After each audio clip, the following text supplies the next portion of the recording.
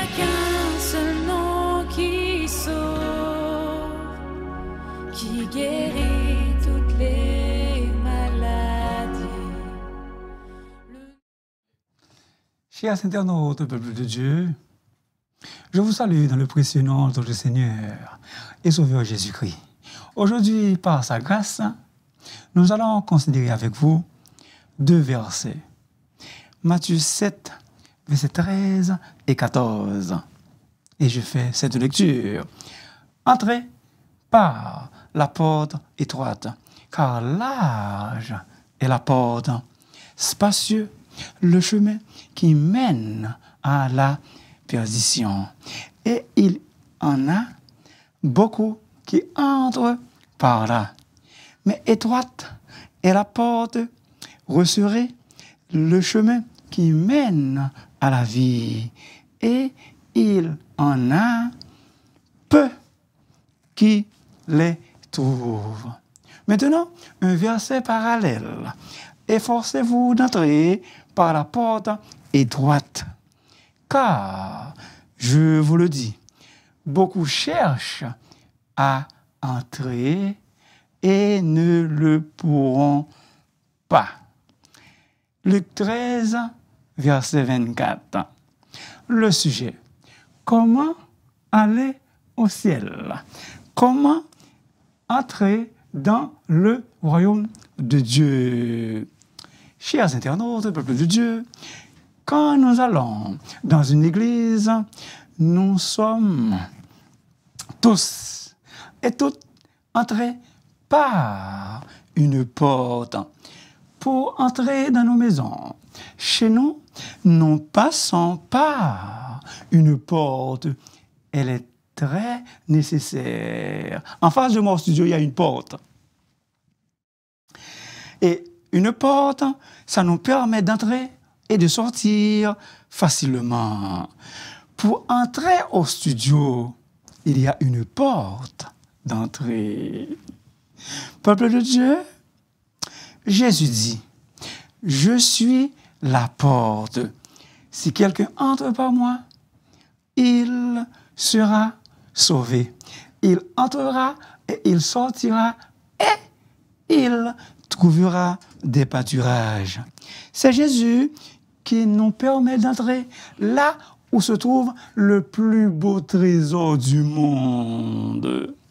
Par lui, nous entrons dans la vie et nous pouvons jouir de toutes les bénédictions spirituelles et matérielles pour nous, en nous. Et Jésus a gagné ces bénédictions en donnant sa vie sur le bois infâme du calvaire à la croix. C'est encore lui, Jésus, qui nous donne, ou bien qui nous permet d'entrer à la vie éternelle, qui nous donne accès à la vie éternelle. Ô peuple de Dieu, que c'est merveilleux, que c'est grandiose. Quelle réalité grandiose! Que c'est admirable, que c'est épatant. Jésus nous donne accès à la vie éternelle. En fait, Jésus est la porte par laquelle doit absolument entrer le genre humain pour être en sécurité sous sa protection et recevoir la vie éternelle. À partir du verset 13 jusqu'au verset 27, Jésus souligne à plusieurs reprises deux choses. La nécessité de choisir si on suit Dieu ou non. Il y a, peuple de Dieu, deux portes, larges et étroites. Deux chemins, le resserré et le spacieux. Deux destinations, à la destruction ou à la vie. Deux groupes, le peu et le beaucoup de sortes de personnes qui professent la foi en Jésus-Christ. Les vrais croyants et les faux croyants. Deux maisons, celle qui ne tombe pas et celle qui tombe. Chers internautes, toute prédication comporte inévitablement l'exigence d'un verdict, d'un décret. Jésus est très clair quant au choix à faire. Dans cette péricope, il traite les 4 premiers contrastes. Et donc, 4 points. Le premier, les 2 portes. Les versets 13 et 14 constituent l'exhortation, la trame même vers laquelle présente Jésus tout au long du sermon sur la montagne. Jésus appelle les humains à décider s'ils veulent devenir citoyens du royaume céleste de Dieu et hériter la vie éternelle. Ou les humains, s'ils veulent rester citoyens de ce monde pervers et corrompu et être condamnés. Notre vie, peuple de Dieu, est remplie de décisions. Que manger? Où aller? Quelle carrière embrasser? Quelle épouse?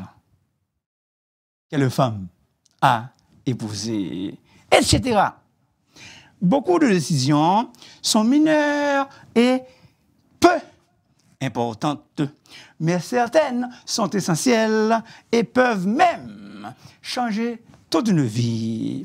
Le pasteur John MacArthur a dit « La plus importante de toutes les décisions est notre décision concernant Jésus-Christ et son royaume. » Concernant Jésus-Christ et son royaume. C'est le choix suprême qui détermine notre destinée éternelle. Et c'est cette décision que Jésus appelle les hommes à prendre.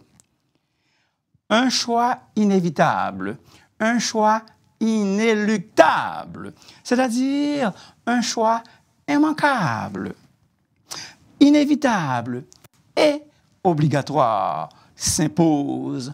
Jésus insiste et persiste sur le fait de faire un choix. Dieu a toujours permis aux humains de le choisir ou non. Il y a plusieurs, peuple de Dieu, choix.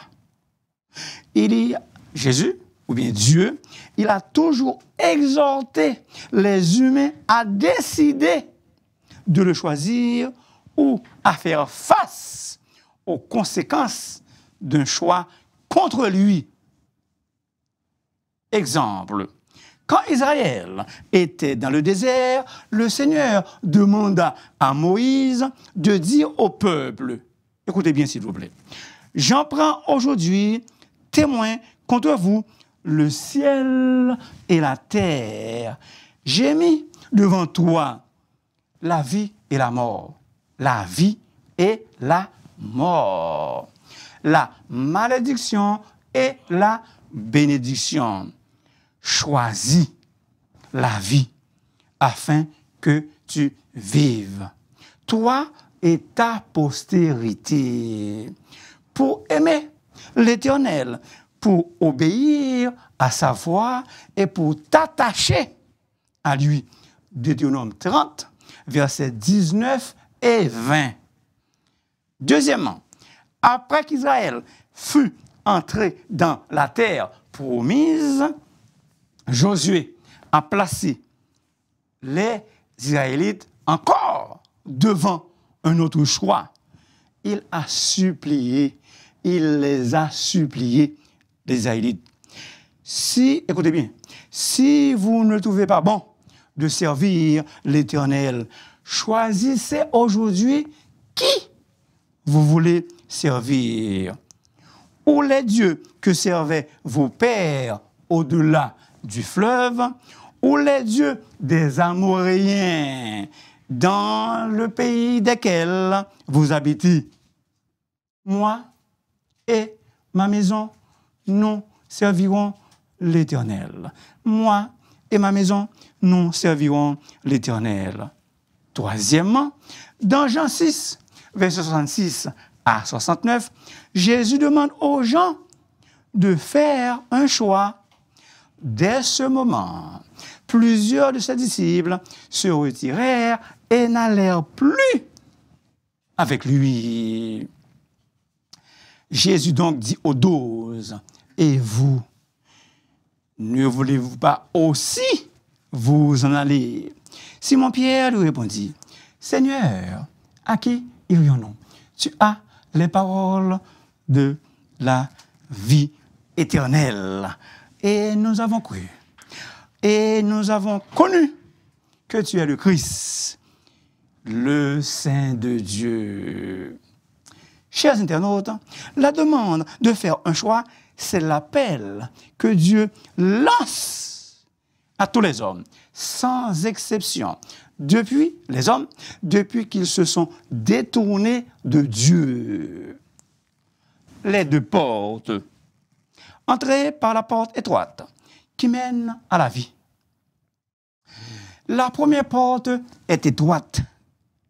Entrer en grec est à l'impératif aoris et exige une action spécifique et définie. Ce commandement divin n'est pas d'admirer ou de contempler la porte, mais d'entrer.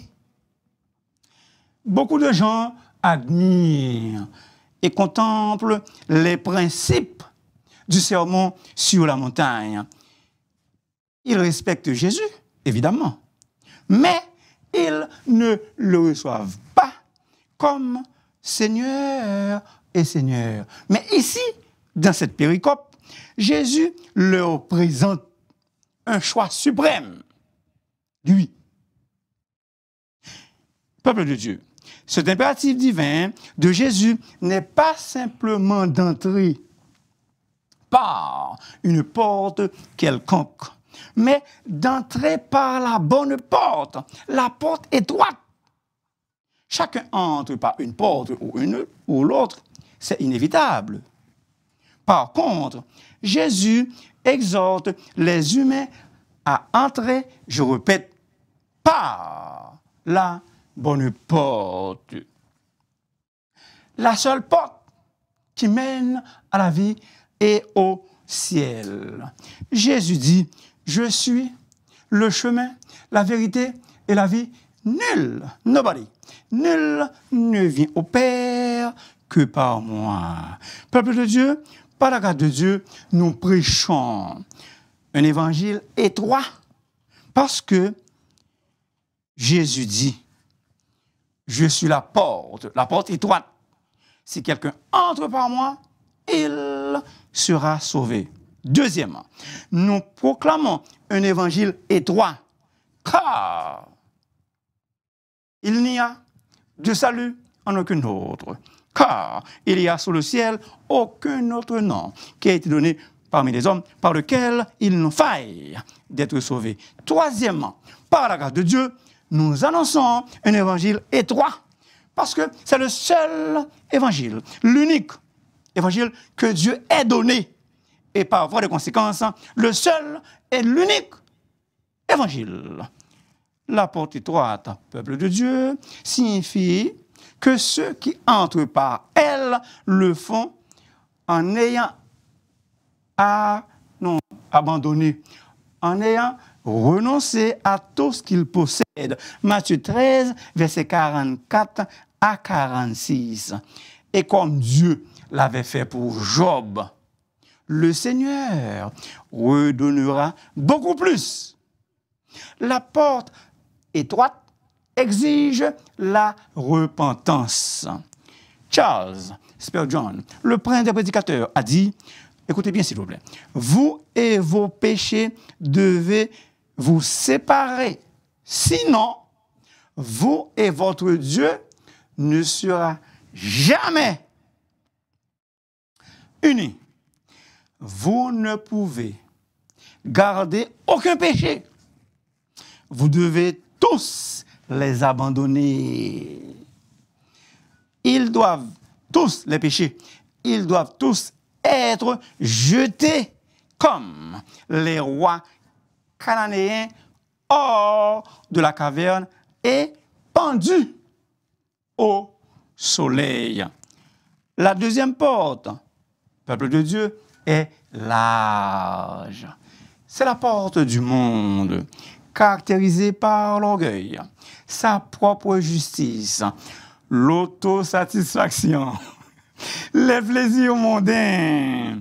Et une telle vie aboutit à la destruction. C'est la Bible, c'est pas Lionel.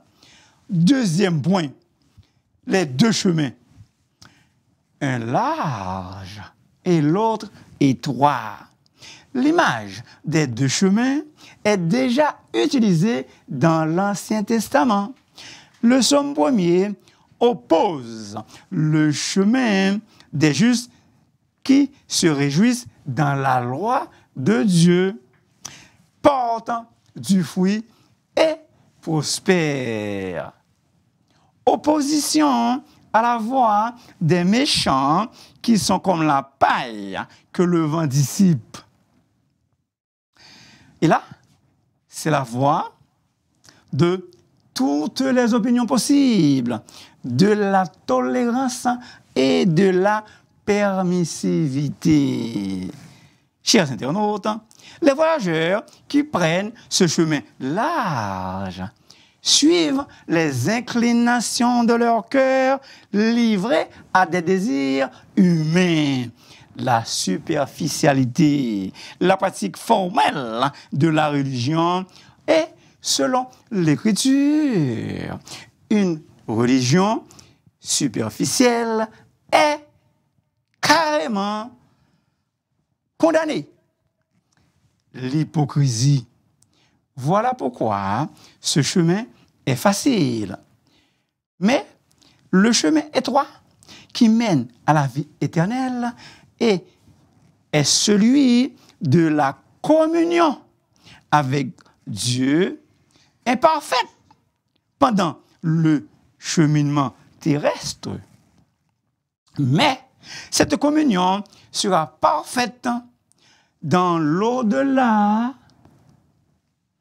qui sera fait de proximité, à côté et avec Dieu pour sa plus grande gloire. Le chemin étroit est difficile et c'est là que nous devons passer pour aller au ciel, peuple de Dieu. Il est écrit, telle voie paraît droite à un homme, mais son issue, c'est la voie de la mort. Le chemin large est suicidaire. Je reprends, c'est important. Le chemin large est suicidaire. Il tue. Le verbe tuer. Chemin large là, tuer moun. Donc, pour l'amour du ciel, je vous en supplie, pas prendre. Le chemin de Dieu implique qu'on doit le chercher assidûment. La Bible dit, vous me chercherez et vous me trouverez si, et seulement si, vous me chercherez de tout votre cœur. Jérémie 29, verset 13. Quand quelqu'un demanda à Jésus, Seigneur, n'y a-t-il peu de gens qui soient sauvés? Réponse. Efforcez-vous d'entrer par la porte étroite. Car, je vous le dis, beaucoup chercheront à entrer et ne pourront pas. Efforcez-vous. Agonizomai. Ce terme indique qu'entrer par la porte du royaume requiert un effort conscient, réfléchi et intense. C'est de ce terme que vient le verbe agoniser. Et c'est ce même vocable que Paul utilise pour décrire les athlètes qui agonisent, qui combattent pour gagner une course. 1 Corinthiens 9, verset 25. Dans Luc 16, verset 16, il est écrit que chacun use de violence pour entrer dans le royaume de Dieu. Cela implique des luttes et des efforts. Hello, peuple de Dieu, est-ce que vous êtes là? Le royaume n'est pas donc pour les faibles, les indécis, ou ceux qui font des compromis. Il n'est pas pour Balaam, le royaume. Il n'est pas pour Balaam. Il n'est pas pour le jeune homme riche. Et Pilate, il est réservé à des hommes forts et robustes comme Joseph, Daniel, Pierre et Paul. Il n'est pas pour des masses. Et n'oublions pas les femmes vaillantes comme Ruth, le royaume est pour Ruth, Déborah, Esther et Lydie. Paul, fortifiant l'esprit des disciples, les exhortant à persévérer dans la foi et disant que c'est par beaucoup de tribulations qu'il nous faut entrer dans le royaume de Dieu. Acte 14, verset 22. Bien-aimés, la personne qui dit oui à Christ doit dire non aux choses du monde. Je reprends, c'est important. La personne qui dit oui à Christ doit dire non aux choses du monde. Car être en Christ, c'est compter sur sa puissance, compter sur la puissance de Christ, plutôt que sur la nôtre, plutôt que sur notre puissance. Et être prêt à renoncer, à abandonner notre propre chemin pour suivre le chemin, pour suivre la voie de Christ. Évidemment, ça peut nous coûter cher. La persécution, le ridicule, des tribulations. En revanche, Jésus dit, vous aurez des tribulations dans le monde, mais prenez courage, j'ai vaincu le monde. Et un verset, je présume, que vous connaissez. Tous ceux qui veulent vivre pieusement avec Christ, avec Dieu, seront persécutés. 2 Timothée 12. Non, excusez, 2 Timothée 1er, verset 12. Le chemin de la repentance, se détourner de notre propre chemin pour emprunter le chemin de Dieu et embrasser sa justice est le seul moyen pour entrer dans le royaume de Dieu, pour entrer dans son royaume et conséquemment de ne pas périr.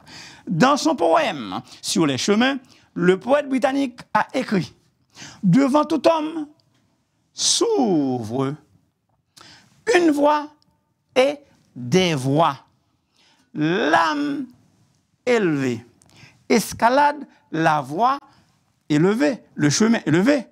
L'âme basse tâtonne dans le bas. Entre les deux, sur les plateaux brumeux, le reste dérive ça et là. Mais à chaque homme s'ouvre une voie basse et élevée. Et tout homme, très important, mais je vous le dis déjà dans le message, et tout homme décide de la voie que son âme doit suivre. 3e point, les destinations à la destruction ou à la vie. Une route, vous le savez, une route, avant tout, sert à mener vers une destination. Le chemin spacieux mène à la perdition, tandis que le chemin resserré mène à la vie. La Bible dit que la voie des pécheurs mène à la ruine, mais le chemin de Dieu, le chemin resserré, mène à la vie éternelle.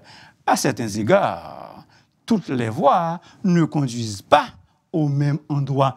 Toutes les voies ne conduisent pas à la même destination.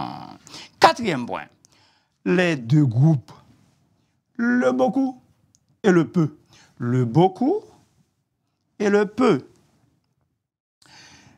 Il y a beaucoup d'appelés, mais peu d'élus. Mon cher ami, veux-tu venir à Jésus? Il t'appelle, il t'attend.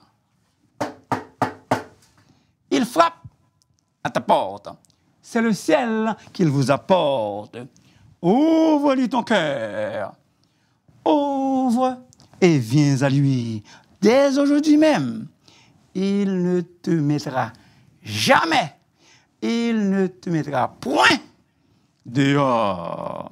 Chers internautes, peuple de Dieu, toute personne qui viendra à Jésus peut venir à lui selon l'assurance que Jésus lui-même donne. Tous ceux que le Père me donne viendront à moi, et je ne mettrai point dehors celui qui vient à moi. La volonté de mon Père, c'est que quiconque croit au Fils ait la vie éternelle. Et Jésus qui parle, je le ressusciterai au dernier jour. Mon cher ami, encore un autre appel. Crois-tu au Fils pour avoir la vie éternelle? Et Jésus, il te ressuscitera au dernier jour. Comment aller au ciel? Il faut se convertir, il faut se repentir. Il ne s'agit pas de se satisfaire d'une religion superficielle. Comment entrer dans le royaume de Dieu? Nous entrons dans ce royaume en mettant soigneusement en pratique l'enseignement de Jésus. Le royaume, peuple de Dieu, est réservé à ceux qui s'approchent de Jésus, le roi. Comment? Pauvres en esprit, affligés de leurs péchés, et enfin, et soif de justice. Matthieu 5, verset 3, verset 4 et verset 6. Résumons. Comment aller au ciel? Par la repentance et par la conversion. Il faut trouver Jésus, car lui seul peut nous amener là-bas, au ciel. Les deux portes, une porte étroite qui mène à la vie éternelle, une étroite qui mène à la vie, et l'autre large qui mène à la mort, à la destruction. Les deux chemins, un large, les voyageurs qui empruntent ce chemin suivent les inclinations de leur cœur, livrés à ses désirs humains. Et l'autre, étroit, qui mène à la vie éternelle. Deux destinations, à la destruction ou à la vie. La voie des pécheurs, large, mène à la ruine. Mais le chemin de Dieu, resserré, mène à la vie éternelle. Très important, je vous le dis déjà dans le message, mais je vous répète. Dans tout cela, Jésus insiste et persiste à faire un choix suprême et intelligent. Deux groupes, le peu et le beaucoup. Beaucoup d'appelés, mais peu d'élus. Peuple de Dieu, en Christ, nous avons non seulement un sauveur tout-puissant qui peut nous délivrer, mais encore quelqu'un qui porte nos fardeaux. Jésus nous aide à porter tous nos fardeaux, sans exception. Matthieu 11, 28. Chers internautes, peuple de Dieu, consolez-vous donc par ces paroles. Consolez-vous donc par ces paroles. Merci beaucoup de m'avoir écouté. S'il vous plaît, n'oubliez pas de vous abonner, car la voix du serviteur est votre émission. Et si vous voulez me parler, vous pouvez m'appeler dans le 514-571-2296. Que Dieu vous bénisse richement et abondamment. Que Dieu vous bénisse richement et abondamment.